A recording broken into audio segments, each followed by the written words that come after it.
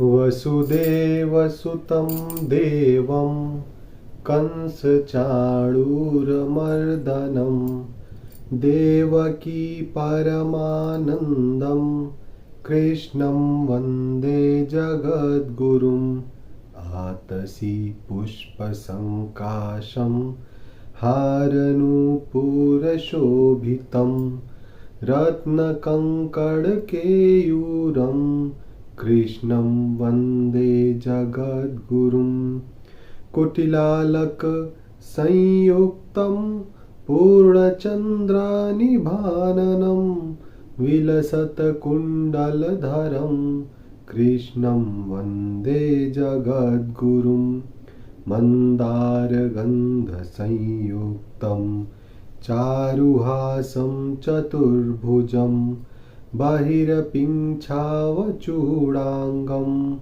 कृष्णं वन्दे जगद्गुरुम् उत्फुल्लपद्मपत्राक्षं नीलजीमूतसन्निभं यादवानां शिरोरत्नं कृष्णं वन्दे जगद्गुरुं रुक्मिणीकेलिसंयुक्तं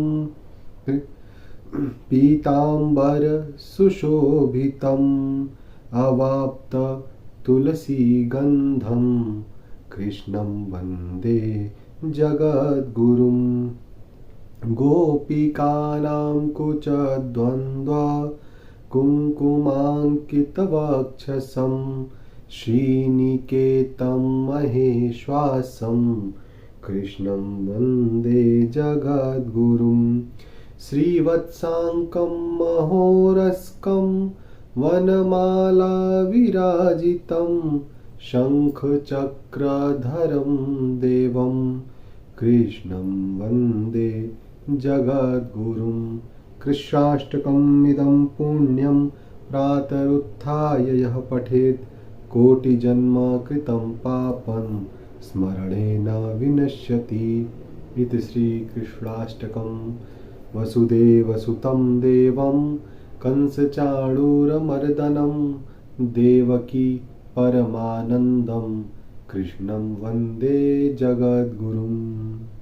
ॐ श्री परमात्मने नमः। अथ श्रीमद्भगवद्गीता महात्म्यं।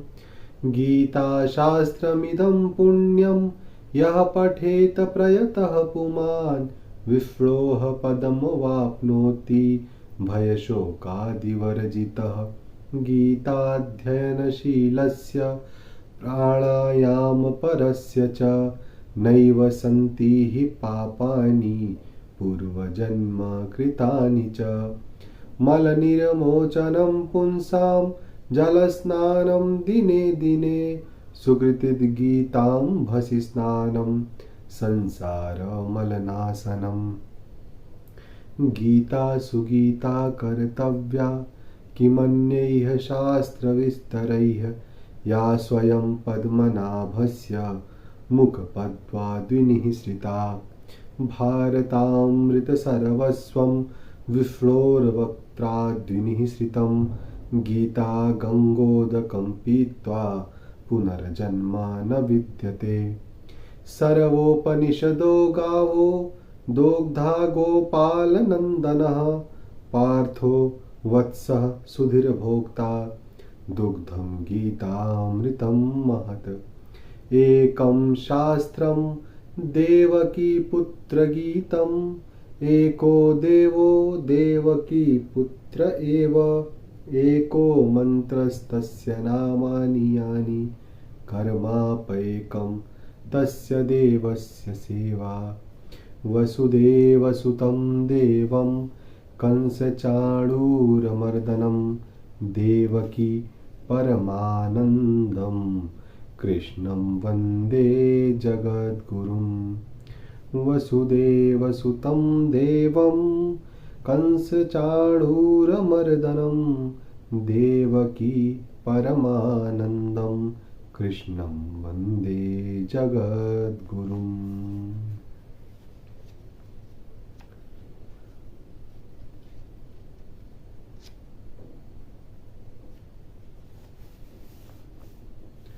श्रोतागण नमस्कार।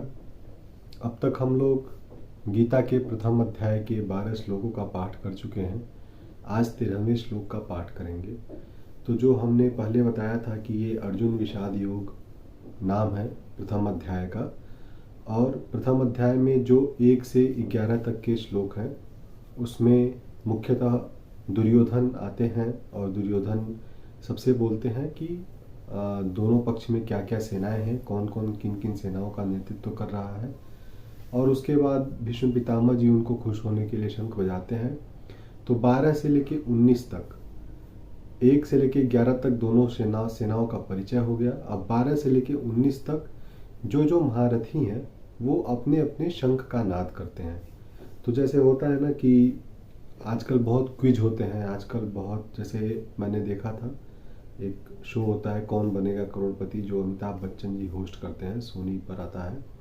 तो उसमें पूछा जाता है, प्रश्न पूछा जाता है कि इनके शंख का क्या नाम था, उनके शंख का क्या नाम था। तो यहाँ पे बहुत सारे शंखों के नाम दिए गए हैं जो लोग यूज करते हैं। तो एक एक श्लोक हम लोग पढ़ते चलेंगे, उसमें जो भी शंख आएगा उन शंखों का नाम हम बताते चलेंगे। तो एक तरीके से आपका ज्ञान वर्धन भी होगा कि उस समय में लोगों के पास जो हथियार होते थे, लोगों के पास जो वाद्य यंत्र होते थे, उनका भी अपना एक नामकरण होता था, उनका भी अपना एक महत्व होता था।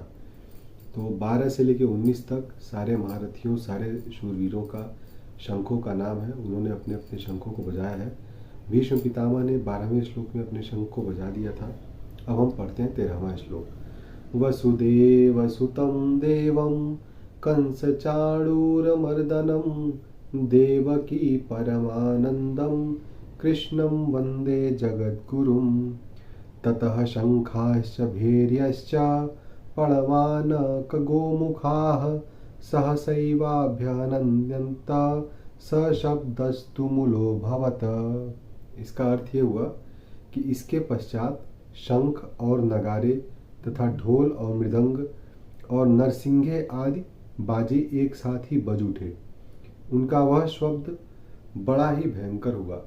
जैसे ही भीष्म पितामह ने अपना शंख बजाया, सबको पता चल गया कि अब युद्ध प्रारंभ हो चुका है।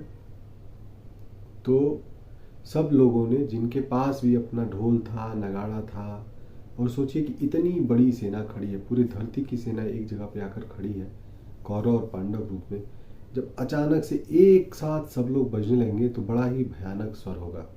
वो स्वर किसी को आनंद देने वाला नहीं होता है, वो स्वर लोगों को डरा देने वाला होता है। तो इसमें जो लिखा गया है कि सह सैवाभ्यहन्यन्त सशब्दस्तु मूलो भवत्, उससे क्या हुआ कि जो शब्द निकला वो बहुत ही भयंकर हुआ।